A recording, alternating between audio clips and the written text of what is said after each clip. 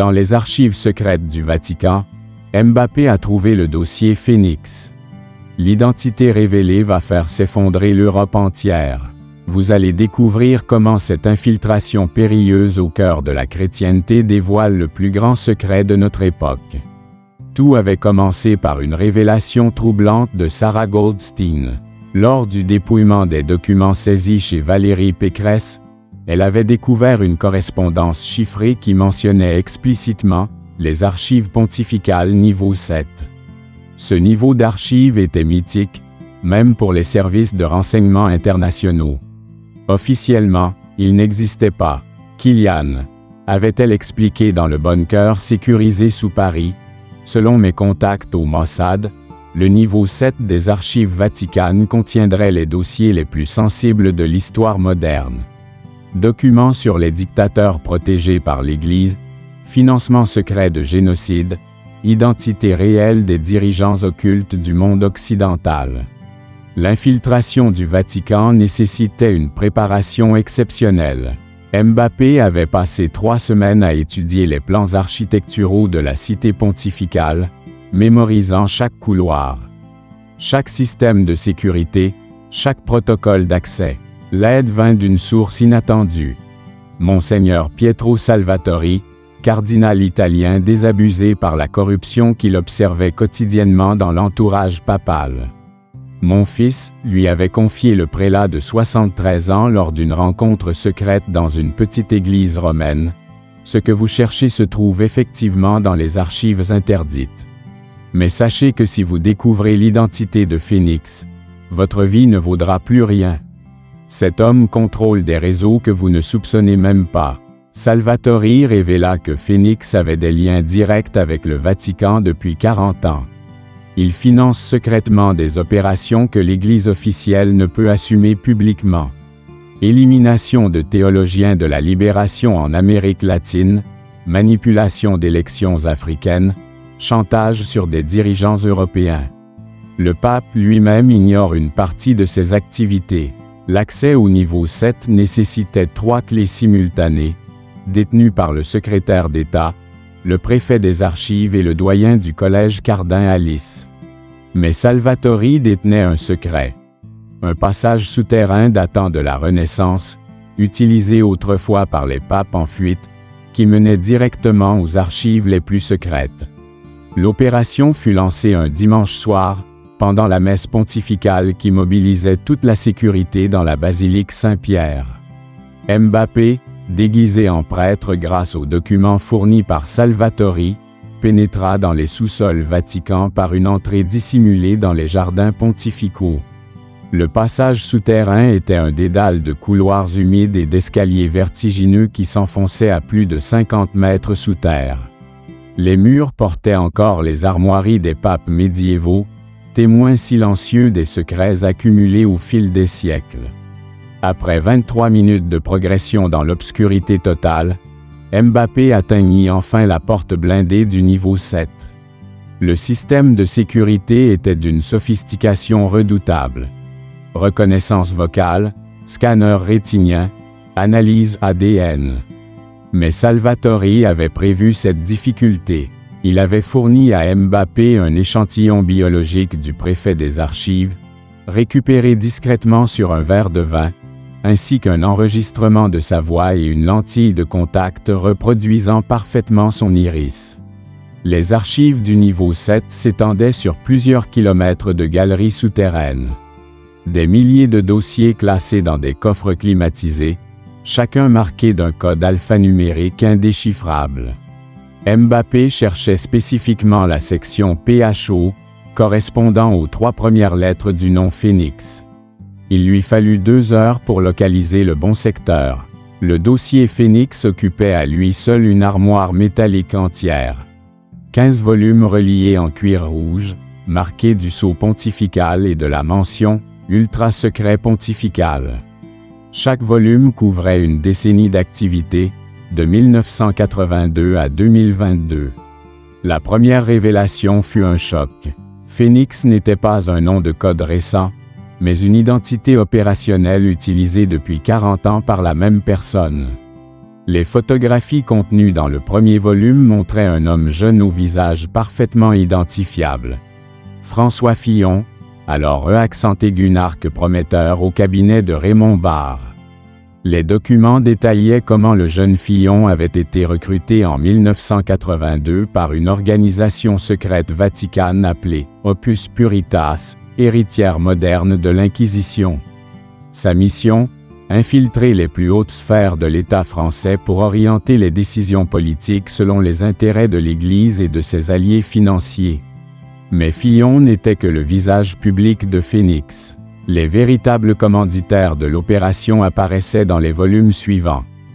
Un consortium de banquiers suisses, d'industriels allemands et de nobiliaux français, tous liés par leur appartenance à une société secrète appelée les Chevaliers de l'Apocalypse.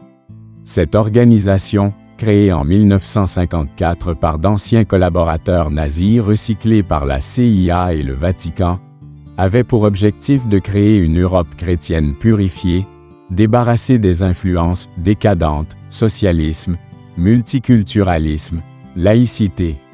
Le projet Phénix consistait à placer leurs agents aux postes clés de chaque gouvernement européen. Les documents révélaient l'ampleur terrifiante du réseau.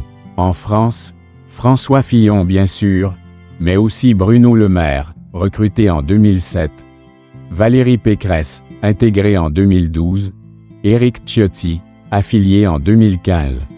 En Allemagne, 3 ministres actuels du gouvernement Scholz. En Italie, le président du Conseil lui-même. En Espagne, Pologne, Hongrie, des ramifications dans tous les partis de droite. Le volume consacré aux années 2017 à 2022 révéla l'évolution du projet. Avec l'élection d'Emmanuel Macron, les Chevaliers de l'Apocalypse avaient adapté leur stratégie. Plutôt que de s'opposer frontalement au nouveau président, ils avaient décidé de l'infiltrer en plaçant leurs agents dans son entourage immédiat. La liste des infiltrés au sein du gouvernement Macron était saisissante. Plusieurs ministres actuels apparaissaient dans les organigrammes secrets, financés directement par les banques suisses du consortium. Leur mission, orienter discrètement les décisions présidentielles vers une politique plus conservatrice, plus favorable aux intérêts de l'Église et du grand capital. Mais la révélation la plus choquante concernait l'identité du véritable Phénix actuel. François Fillon, depuis son éviction politique en 2017, avait transmis le flambeau à son successeur désigné. Les dernières pages du dossier montraient clairement le visage du nouveau maître. Édouard Philippe, ancien Premier ministre devenu maire du Havre. Les documents détaillaient comment Philippe, officiellement simple avocat d'affaires, dirigeait en réalité le réseau Phénix depuis son éviction de Matignon. Sa position de maire lui donnait une façade respectable tout en conservant des contacts privilégiés avec tous les centres de pouvoir. C'était lui qui coordonnait les actions de Le Maire, Pécresse et Ciotti depuis 2020. Le dossier révélait également les projets futurs du réseau. L'opération « Nouvelle Chrétienté » prévoyait pour 2027 la prise de contrôle simultanée de tous les gouvernements européens par les agents des Chevaliers de l'Apocalypse. L'objectif final, transformer l'Union européenne en théocratie chrétienne dirigée depuis le Vatican. Les méthodes employées étaient d'une sophistication redoutable.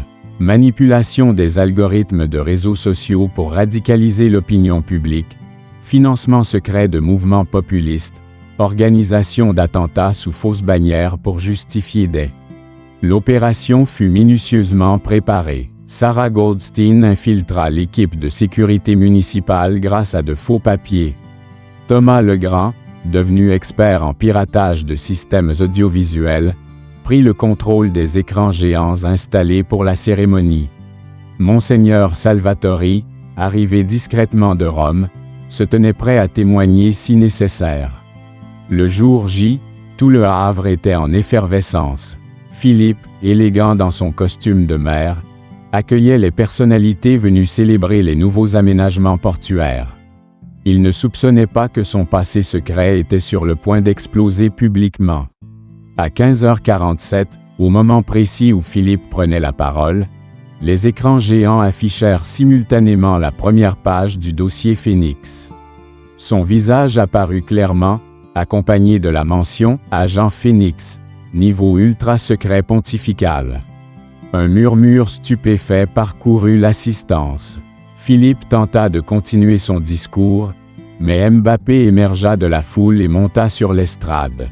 « Bonjour Édouard », dit-il calmement en saisissant le microphone. Ou devrais-je dire « Bonjour Phénix ».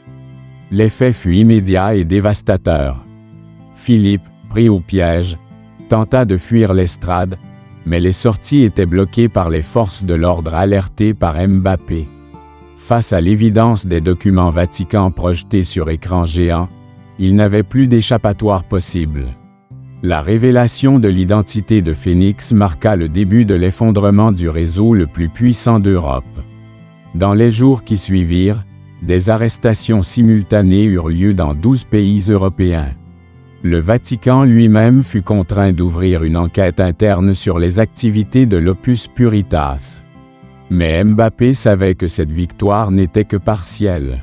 Les chevaliers de l'Apocalypse disposaient de ressources considérables et se reconstitueraient sous une autre forme. Le combat pour la démocratie européenne ne faisait que commencer.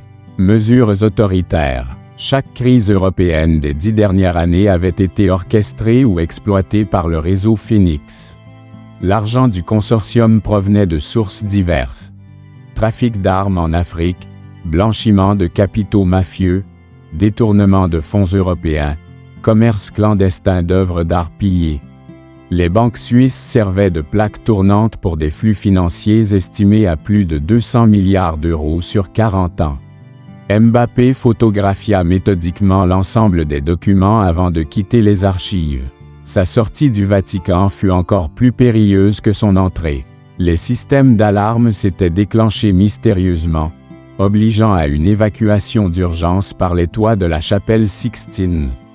De retour à Paris, l'analyse des documents confirma tous ses soupçons. Le réseau qu'il combattait depuis des mois n'était que la partie émergée d'un iceberg criminel d'une ampleur continentale.